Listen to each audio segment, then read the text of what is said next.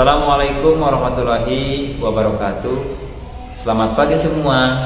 Bagaimana kabarnya hari ini? Alhamdulillah. Dimanapun kita berada, semoga kita selalu ada dalam lindungan Allah Subhanahu wa Ta'ala. Sudah siap untuk belajar? Tentu sudah siap ya. Jangan lupa untuk selalu semangat dalam belajar. Sebelum memulai belajar hari ini, marilah kita bersama-sama membaca basmalah. Bismillahirrahmanirrahim.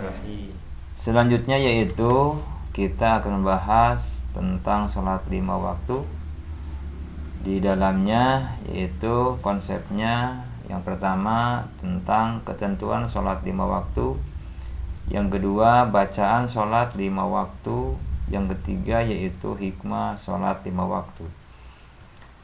Yang pertama, ketentuan sholat 5 waktu. Nah, di sini ada pengertian dan hukum sholat 5 waktu.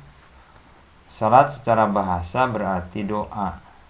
Sedangkan secara istilah, salat adalah ibadah yang terdiri dari perkataan dan perbuatan tertentu yang dimulai dengan takbir dan diakhiri dengan salam.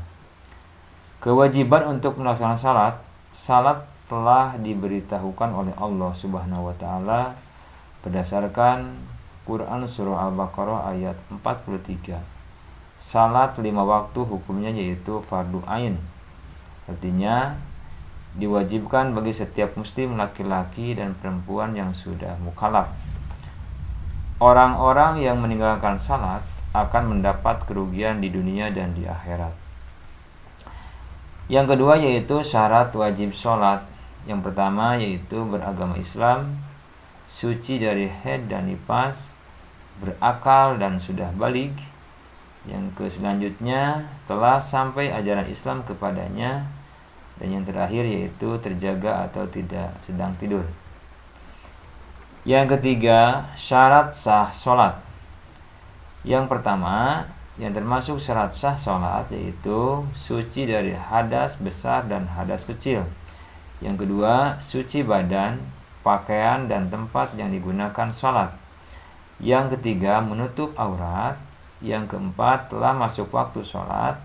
Dan yang terakhir yaitu menghadap ke kiblat. Yang selanjutnya, yang keempat yaitu rukun sholat. Rukun sholat yang pertama, niat. Kemudian berdiri. Selanjutnya takbiratul ihram. Kemudian membaca surah Al-Fatihah. Ruku dengan tumanina. Kemudian i'tidal dengan tumanina. Selanjutnya sujud 2 kali dengan tumanina. Kemudian duduk di antara 2 sujud. Duduk tasyahud, membaca tasyahud akhir. Kemudian membaca sholawat Nabi Muhammad SAW. Kemudian salam. Dan yang terakhir yaitu tertib, artinya berturut-turut. Selanjutnya yaitu sunnah-sunnah sholat. Yang pertama adalah sunnah hayat, dan yang kedua adalah sunnah abad.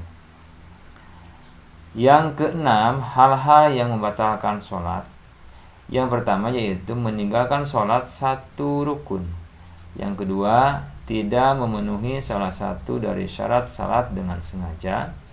Yang ketiga, berkata-kata dengan sengaja. Yang keempat, bergerak 3 kali berturut-turut. Yang kelima, makan dan minum walaupun sedikit. Kemudian yang selanjutnya tertawa terbahak-bahak. Kemudian terkena najis. Selanjutnya berhadas kecil atau hadas besar. Kemudian mendahului imam sebanyak 2 rukun berturut-turut. Dan yang terakhir yaitu merubah niat atau membatalkan salat.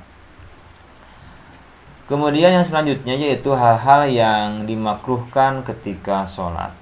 Yang pertama, memalingkan muka ke kanan dan ke kiri. Yang kedua, memejamkan mata. Yang ketiga, menengadah ke langit. Yang keempat yaitu menutup mulut rapat-rapat. Kemudian yang nomor B-nya yaitu bacaan sholat 5 waktu. Yang pertama di antara bacaan sholat 5 waktu yaitu niat sholat 5 waktu. Yang kedua, takbiratul ihram. Yang ketiga, doa iftitah. Kemudian ta'awudz. Yang kelima, membaca surah Al-Fatihah.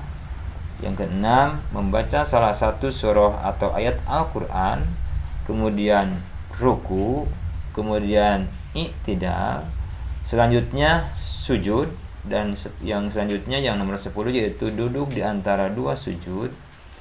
Kemudian tahiyat atau tasyahud awal, tahiyat atau tasyahud akhir, kemudian berdoa setelah membaca tasyahud akhir, dan yang terakhir yaitu salam.